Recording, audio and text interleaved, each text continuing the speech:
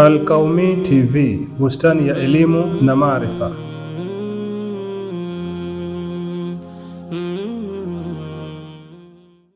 Bismillahir Rahmanir Rahim.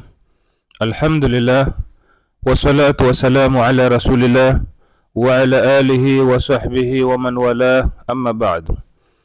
Wasikilizaji wangu wapendwa, assalamu alaikum wa rahmatullahi wa barakatuh.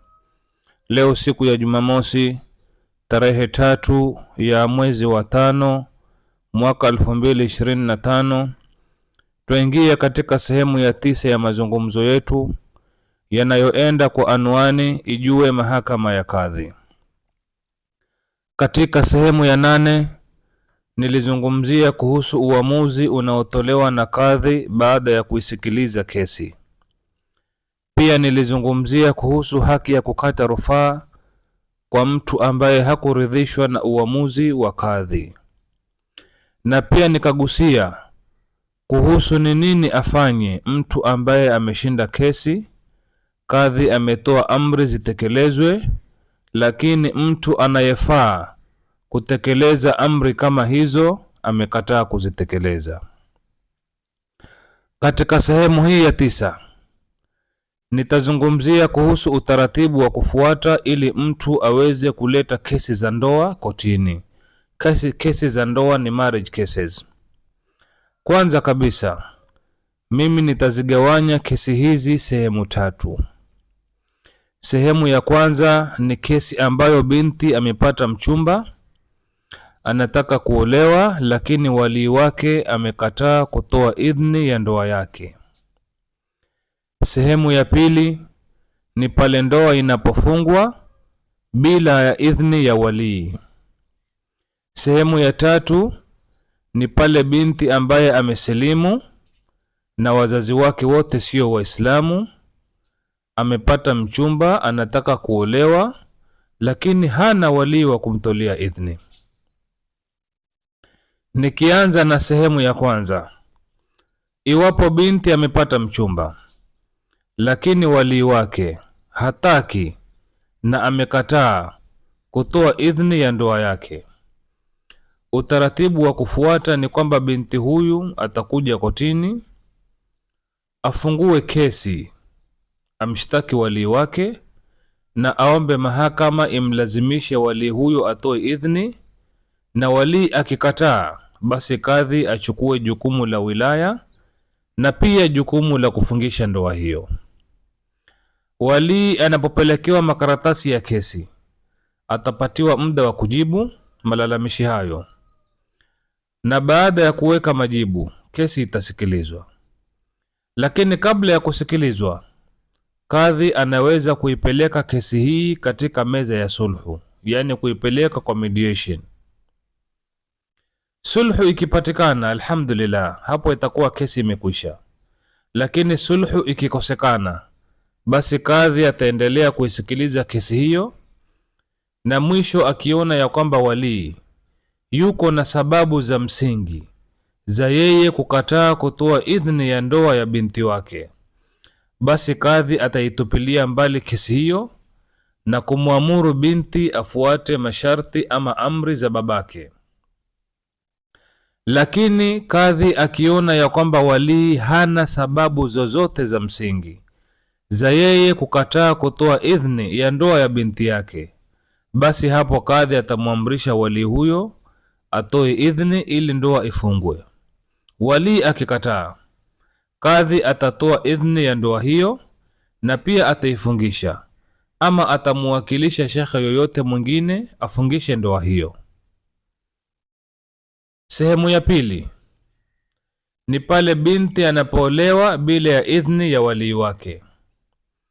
Utaratibu ni kwamba wali atakuja kotini, afungue kesi akiomba ndoa iliyofungwa bila ya idhni yake ibatilishwe ama ivunjwe. Katika kesi sampuli hizi, wenye kushtakiwa huwa ni binti aliyeolewa, kijana aliyeoa na shekhe aliyefungisha ndoa. Washtakiwa hawa watapewa muda wa kujibu malalamishi yaliyoletwa kotini, na baada ya wao kuweka majibu ya malalamishi hayo, mahakama itapeana tarehe ya kusikiliza kesi hiyo. Kesi sampuli hizi huwa hakuna haja ya kupelekwa katika meza ya sulhu. Haina haja ya mediation kwa sababu mzozo ulioko kotini, mzozo utakaojadiliwa kotini ni kuhusu je, mwenye kufungisha ndoa alikiuka sheria ya Mwenyezi Mungu wakati akifungisha ndoa hiyo ama alifuata sheria ya Mwenyezi Mungu. Sasa masala ya sheria kufuatwa ama kutofuatwa hayataki mediation, hayataki sulhu. Hii ni amri ya Mwenyezi Mungu iliwekwa, ni kadhi aangalie, akiona ya kwamba sheria ilifuatwa, ahlan wa sahlan. Akiona ya kwamba sheria haikufuatwa, kadhi ataibatilisha ndoa hiyo. Sasa kadhi baada ya kusikiliza na ikithibiti ya kwamba ni kweli ndoa ilifungwa kinyume cha sheria, ndoa ilifungwa bila ya idhni, kadhi ataibatilisha ndoa hiyo na kuwatenganisha hawa binti na kijana.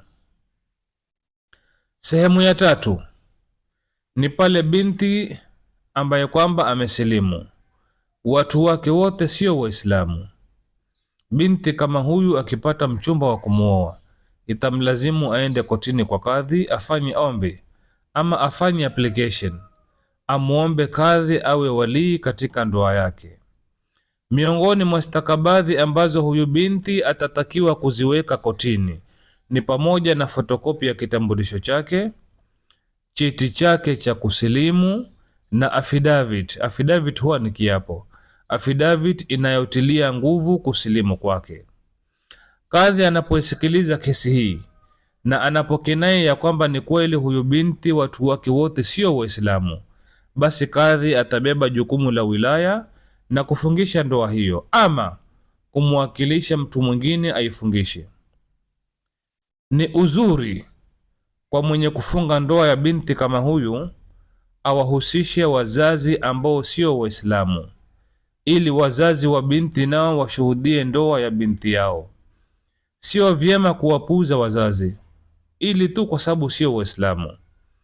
Ni vyema zaidi wazazi wahusishwe, kwa sababu huyu binti akipata matatizo katika ndoa yake, wazazi wake na ndugu zake ambao sio Waislamu ndio watakaosimama na yeye kutatua tatizo hilo. Na huenda pia ikatokea huyu binti amepewa talaka. Akipewa talaka ataenda wapi? Atarudi nyumbani kwa babake, atarudi nyumbani kwa wazazi wake, wala haezi kurudi kwa mimi kadhi niliyemfungishia ndoa. Haezi kurudi kwa mimi ambaye kwamba nilibeba wilaya wakati nikimfungisha ndoa. Atarudi kwa wale wazazi wake ambao si Waislamu, atarudi kwa wale ndugu zake ambao si Waislamu. Kwa hivyo wakati tukifungisha ndoa kama hizi, ni vyema zaidi tuwahusishe wazazi wake, tuwahusishe ndugu zake, tuwahusishe jamaa zake washuhudie ndoa ikifungwa.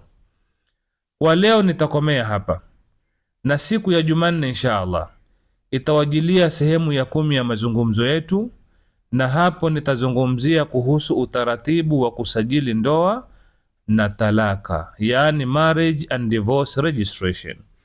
Kwa haya machache, assalamu alaikum wa rahmatullahi wa barakatuhu, wal afwa minkum. Al-Qaumi TV, bustani ya elimu na maarifa.